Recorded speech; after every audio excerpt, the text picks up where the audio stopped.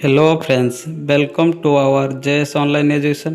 आज आम पढ़िया पिले समूलर धारण विकास, समूल संरक्षण एवं समूल धारण विकास विशेषता गुड़िक कौन से विषय आज आम संपूर्ण आलोचना करवा। तो आसतु आ लेट करवानी आज वीडियो एग्जाम दवा ताहले एपरी प्रश्न भेरी भेरी इम्पोर्टेंट मन रख।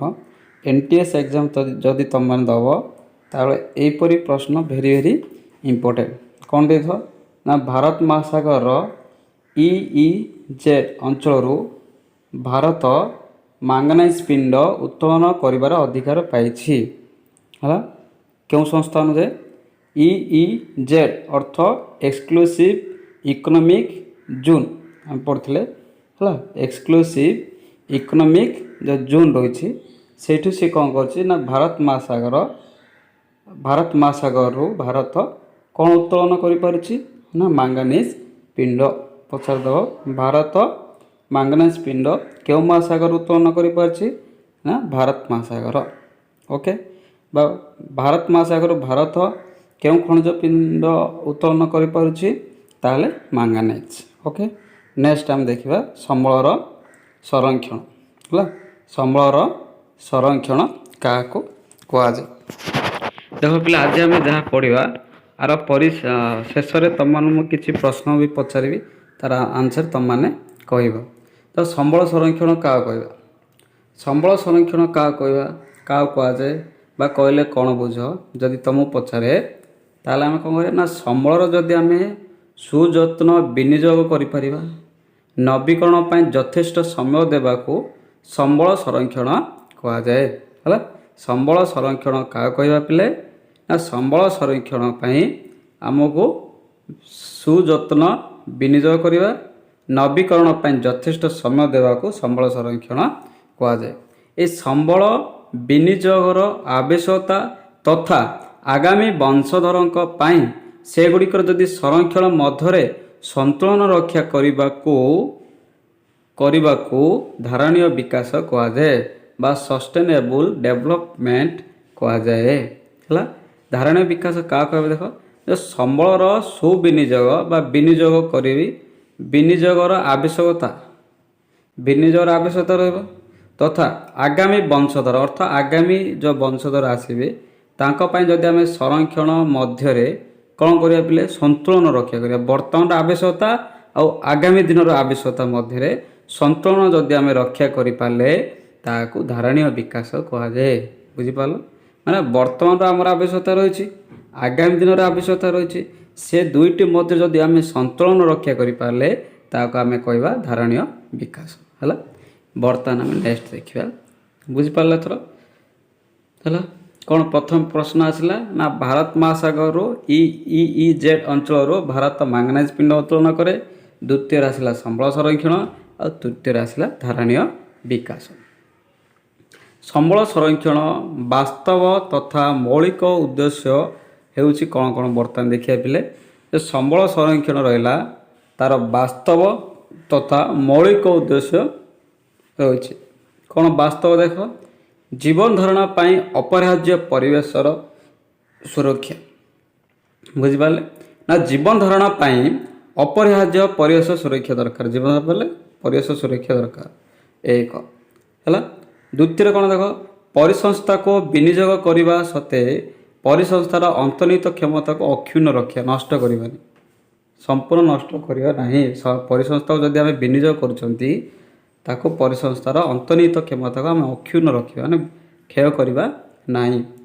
द्वितीय कौन देख द्वितीय गला तृतीय जैव विविधता को सुरक्षित रखा आमर जैव विविधता रोचे जो विभिन्न जीव गोटे प्राकृतिक परिवेश तल जो बास करुच्ची सुरक्षित रखा यहाँ हूँ संबल संरक्षण वास्तव आ मौलिक उद्देश्य पिले यहीपरी ऑब्जेक्टिव भी यहाँ पचारिद ऑप्शन थाई संबल संरक्षण वास्तव मौलिक उद्देश्य ये तीनोटी दे जीवन धारण अपरिहार्य परिसंस्था को विनियोग करने सत्वे अंतर्निहित क्षमता को अक्षुण्ण करवा जैव विविधता को सुरक्षित करवा डी रे सब गुड़िक ताल उत्तर कौन हम पिले सब गुड़िक है बुझिपार।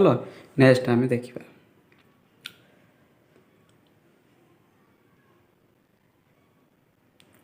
ତାପରେ ଦେଖ ଧାରଣୀୟ ବିକାଶର ବିଶେଷତ୍ୱ କ'ଣ, ଏଇଟା ଭେରି ଭେରି ଇମ୍ପୋର୍ଟାଣ୍ଟ ପିଲେ।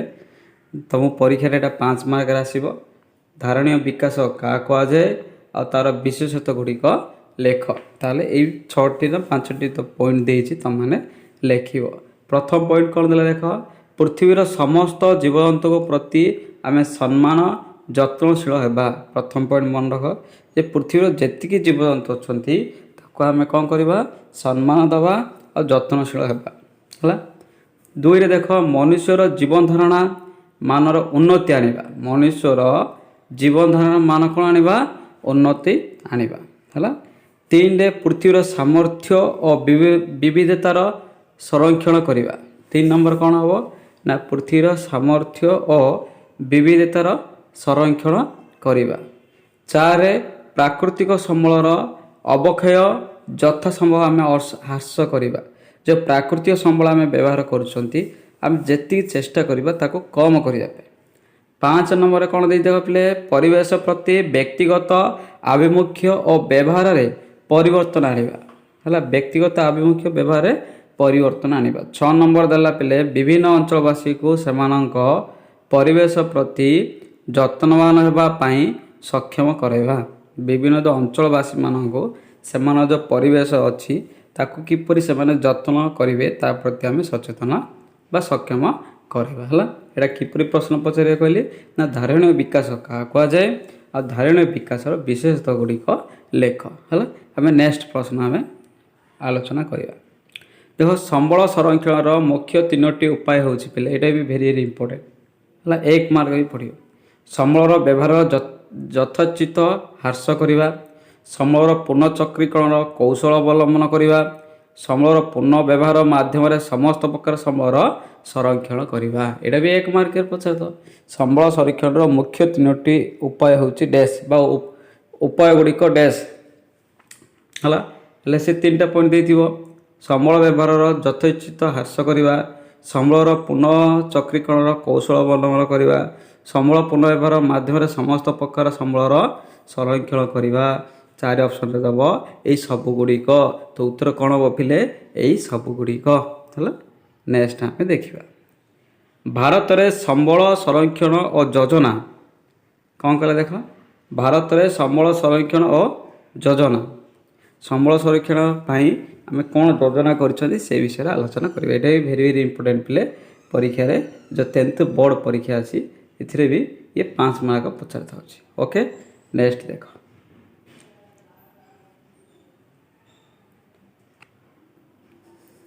ପାଞ୍ଚଟି ପ୍ରକ୍ରିୟା ଦେଇଛି। କେତୋଟି ପିଲେ, 5ଗୋଟି। କ'ଣ କ'ଣ ଦେଖ, 1ରେ ଆସିଲା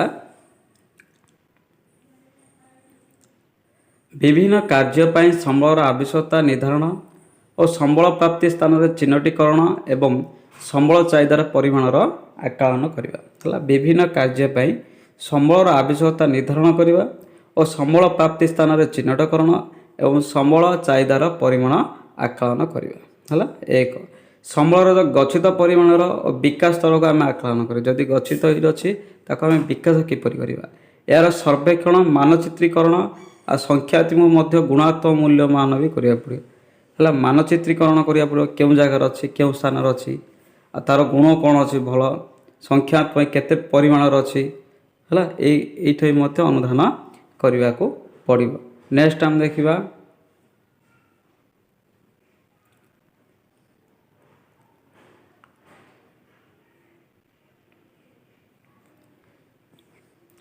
ସମ୍ବଳ ଉତ୍ତୋଳନ, କ୍ରିୟାତ୍ମକ ମୂଲ୍ୟ, ବ୍ୟବହାର ତଥା ଯୋଜନା ସଞ୍ଚାଳନ ପ୍ରସ୍ତୁତିକରଣ ହେଲା। ସମ୍ବଳ ଉତ୍ତୋଳନ, କ୍ରିୟାତ୍ମକ ମୂଲ୍ୟ ଏବଂ ବ୍ୟବହାର ତଥା ଯୋଜନା ସଞ୍ଚାଳନର ପ୍ରସ୍ତୁତିକରଣ, ଏଇଟା ବି ଆମେ ଯଥେଷ୍ଟ ଦେବାକୁ ପଡ଼ିବ ହେଲା। ସମ୍ବଳ ଉତ୍ତୋଳନ, କ୍ରିୟାତ୍ମକ ମୂଲ୍ୟ ଏବଂ ବ୍ୟବହାର ତଥା ଯୋଜନା ସଞ୍ଚାଳନର ପ୍ରସ୍ତୁତିକରଣ, ଏହା ପୂର୍ଣ୍ଣ ବ୍ୟବହାର ସମ୍ବନ୍ଧୀୟ ଯୋଜନା ହେଇଥିବା ଦରକାର। ଯେଉଁଟା ଆମେ କରିବା ଯୋଜନା ଏହା କ'ଣ ହେଇଥିବା ଦରକାର, ପୁନଃ ବ୍ୟବହାର ସମ୍ବନ୍ଧୀୟ ଯୋଜନା ହେବା ଦରକାର। ସମ୍ବଳ ଉତ୍ତୋଳନ ପାଇଁ ଆବଶ୍ୟକ ଯନ୍ତ୍ରପାତିର ଉପଲବ୍ଧି, ଯେ ସମ୍ବଳର ଯେଉଁ ଉତ୍ତୋଳନ ଆମେ କରିବା ତା ପାଇଁ ମଧ୍ୟ ଆବଶ୍ୟକ ଯନ୍ତ୍ରପାତିର ଉପଲବ୍ଧି ହେବା ଦରକାର।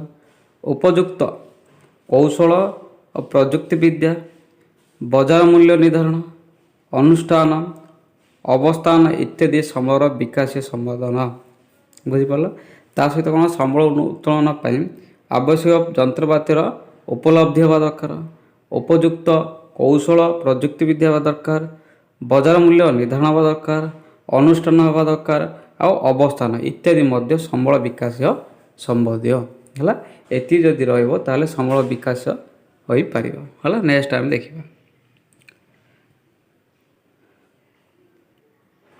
ଆହୁରି ମଧ୍ୟ ଏଇଠି ଏଠି ଦେଖ ପିଲେ ପ୍ରକ୍ରିୟାର ଅବଲମ୍ବନ ଉପରେ ଆଧାରିତ ଯୋଜନା ପ୍ରଣୟନ କରିବା, ଉତ୍ତୋଳନ କରିବା ପ୍ରକ୍ରିୟା ମଧ୍ୟ ତାକୁ ଆଧାର କରି ଆମେ ଗୋଟେ ଯୋଜନାବଦ୍ଧ କରିବାକୁ ପଡ଼ିବ ଯେ କେତେ ପରିମାଣରେ ସମ୍ବଳ ଉତ୍ତୋଳନ କରିପାରିବା, କେତେ ବ୍ୟବହାର କରିବା, ତାକୁ ଠିକ୍ ସ୍ଥାନରେ ପହଞ୍ଚାଇବା ଆମକୁ ଆକଳନ କରିବାକୁ ପଡ଼ିବ।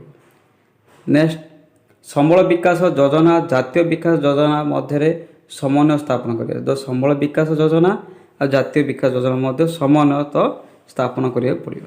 ଏହା ବିଭିନ୍ନ ଅଞ୍ଚଳରେ ସମ୍ବଳ ସଂଗ୍ରହ, ବ୍ୟବହାର ତଥା ପରିଚାଳନା ଉପରେ ନିର୍ଭର କରେ।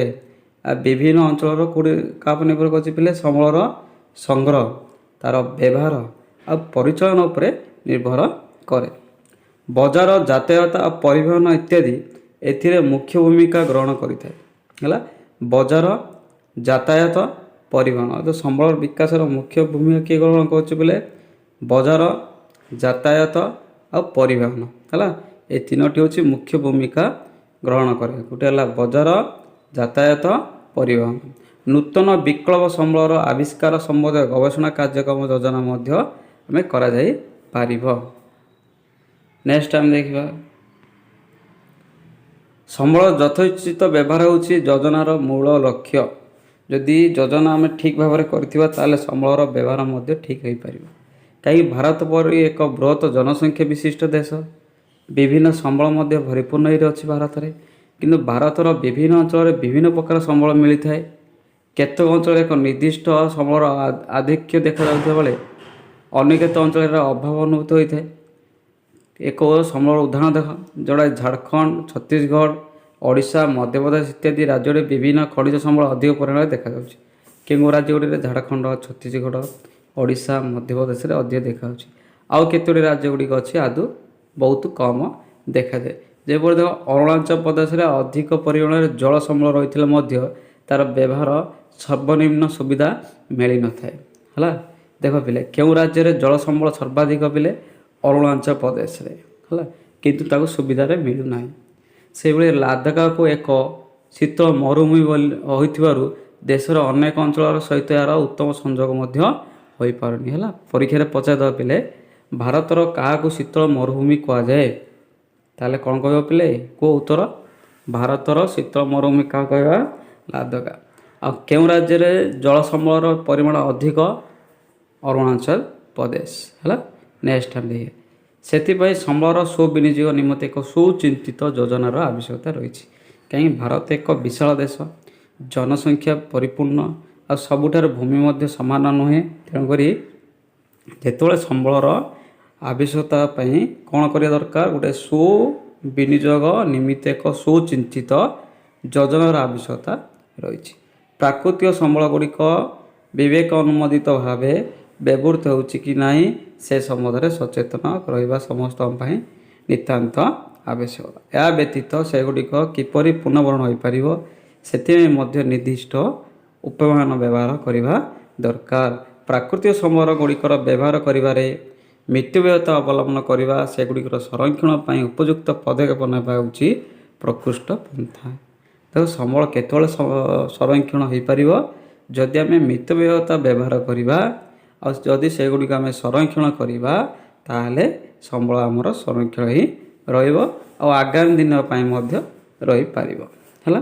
ନେକ୍ସଟ ଆମେ ଦେଖିବା ତ ସେହିଭଳି ତ ସମ୍ବଳର ବିଭିନ୍ନ ଶତାବ୍ଦୀରେ ରହିଛି। ତେଣୁ ଶକ୍ତିର ମଧ୍ୟ ବିକଳ୍ପ ଉତ୍ସ ବାହାର କରାହେଲାନି। ଖଣିଜ ତୈଳ ପରିବର୍ତ୍ତେ ବିକଳ୍ପ ଶକ୍ତି ମଧ୍ୟ ବାହାର କରାଗଲା, ଯେଉଁଟାକି ସୌରଶକ୍ତି, ପବନ ଶକ୍ତି, ଜୈବ ଗ୍ୟାସ ଇତ୍ୟାଦିର ବ୍ୟବହାର କରାଗଲାଣି। ତାପରେ ଆସିଲା ଦେଖ ବାୟୁ, ଜଳ, ମୃତ୍ତିକା ଆଉ ରହିଲା ଅରଣ୍ୟ ଆଦି ମଧ୍ୟ ପ୍ରାକୃତିକ ସମ୍ବଳର ବ୍ୟବହାର ସତର୍କତା ସହ ଅବଲମ୍ବନ କରିଲେ ମଧ୍ୟ ସେଗୁଡ଼ିକର ଆମର ସଂରକ୍ଷଣ ହୋଇ ରହିପାରିବ ହେଲା। ତାପରେ ଭାରତ ଯେତେବେଳେ ସ୍ୱାଧୀନତା ହେଲା ପରେ ପ୍ରଥମ ପାଞ୍ଚବାର୍ଷିକ ଯୋଜନା ଠାରୁ ସମ୍ବଳର ଯେପରି ଯୋଜନାର ଲକ୍ଷ୍ୟ ହାସଲ କରିବା ପାଇଁ ସେ ଚେଷ୍ଟା କରିଆସୁଛି। ଯେପରି ଆମର ଆନ୍ତର୍ଜାତୀୟ ସ୍ତରରେ ଗୋଟେ ସଂସ୍ଥା ରହିଛି ପିଲେ IUCN, ପ୍ରକୃତି ଓ ପ୍ରାକୃତିକ ସମ୍ବଳର ସଂରକ୍ଷଣ ପାଇଁ ଏକ ଆନ୍ତର୍ଜାତିକ ସଂସ୍ଥା ରହିଛି ଯେଉଁଟାକି IUCN ବୋଲି କୁହାଯାଏ। ଏହା ଜାତିସଂଘର ଏକ ସଦସ୍ୟ ଦେଶ ଭାବରେ ଭାରତ ମଧ୍ୟ ଏହାର ନୀତିକୁ ଗ୍ରହଣ କରି ପ୍ରାକୃତିକ ସମ୍ବଳର ସଂରକ୍ଷଣ ପାଇଁ ଉପଯୁକ୍ତ ପଦକ୍ଷେପ ନେଉଛି। ଯେପରି ବନ୍ୟଜନ୍ତୁ ସଂରକ୍ଷଣ ପାଇଁ ପାଞ୍ଚଟି ଜାତିର ସଂଖ୍ୟା ପ୍ରତି ଦୃଷ୍ଟି ଦେଇଛନ୍ତି। ସେଗୁଡ଼ିକ କ'ଣ ଦେଖ ପିଲେ, ବିଲୁପ୍ତ, ବିପଦ ସଂକୁଳନ ଜାତି, ଅସୁରକ୍ଷିତ ଜାତି, ଦୁର୍ଲଭ ଜାତି, ଆଉ ରହିଲା କମ ଜାଣିଥିବା ବା ଅଜଣା ଜାତି ହେଲା। ସେଭଳି ଅରଣ୍ୟ ସଂରକ୍ଷଣ ପାଇଁ ମଧ୍ୟ ଜୈବ ବିବିଧତାର ସଂରକ୍ଷଣର ଉପରେ ଅଧିକ ଦୃଷ୍ଟି ଦିଆଯାଇଛି। ଅରଣ୍ୟ କ୍ଷୟ କିପରି ରୋକିବା, ଜଙ୍ଗଲ ନୂତନ ସୃଷ୍ଟି କରିବା ମଧ୍ୟ କ'ଣ କରାଯାଇଛି, ଦୃଷ୍ଟି ଦିଆଯାଇଛି ହେଲା। ତାପରେ ଏଇଟା ଦେଖ, ଏଇଠି ଗୋଟେ 1 ମାର୍କ ପିଲେ ଭେରି ଭେରି ଇମ୍ପୋର୍ଟାଣ୍ଟ। ପ୍ରାକୃତିକ ସମ୍ବଳର ସଂରକ୍ଷଣ କରିବା ପାଇଁ କ'ଣ କରାଯାଇଛି ନା ପ୍ରାକୃତିକ ସମ୍ବଳ ସଂରକ୍ଷଣ ପାଇଁ ବିଶ୍ୱ ଜଳବାୟୁ ପରିବର୍ତ୍ତନକୁ ସ୍ୱାଭାବିକ କରାଯିବା ପାଇଁ ଚେଷ୍ଟା କରାଯାଇଥିଲା। ସେଥିରେ ଭାରତ 1992ରେ ରିଓ ଡି ଜାନେରିଓ ବିଶ୍ୱ ବୈଠକରେ ଯୋଗଦାନ ଦେଇ ପ୍ରାକୃତିକ ସମ୍ବଳ ଓ ପ୍ରକୃତି ପରିବେଶ ସଂରକ୍ଷଣ ନିମନ୍ତେ ଅଧିକ ଧ୍ୟାନ ଦିଆଯାଇଛି। ପଚାର ପିଲେ, ଯେଉଁଟାକି ଆମର ଭାରତ କେବେ ରିଓ ଡି ଜାନେରିଓ ବିଶ୍ୱ ବୈଠକରେ ଯୋଗ ଦେଇଥିଲେ ହେଲେ 1992, କେବେ 1992 ହେଲା। ସେଇଠି କାହା ପ୍ରତି ଦୃଷ୍ଟି ଦିଆଯାଇଥିଲା ପିଲେ, ଧ୍ୟାନ ଦେଇଥିଲା ନା ପ୍ରାକୃତିକ ସମ୍ବଳ ଆଉ ପ୍ରାକୃତିକ ପରିବେଶର ସଂରକ୍ଷଣ ନିମନ୍ତେ ଅଧିକ ଧ୍ୟାନ ଦିଆଯାଇଛି ହେଲା। ପିଲେ ଏଇ ପାଠଟି ତୁମର ସମ୍ପୂର୍ଣ୍ଣ ସରିଯାଇଛି। ଆଉ ଆର ପ୍ରଶ୍ନ ଉତ୍ତର ଯାହାକି ଆମେ ତ ଆଗରୁ ବହୁତ ପ୍ରଶ୍ନ କରିଛନ୍ତି।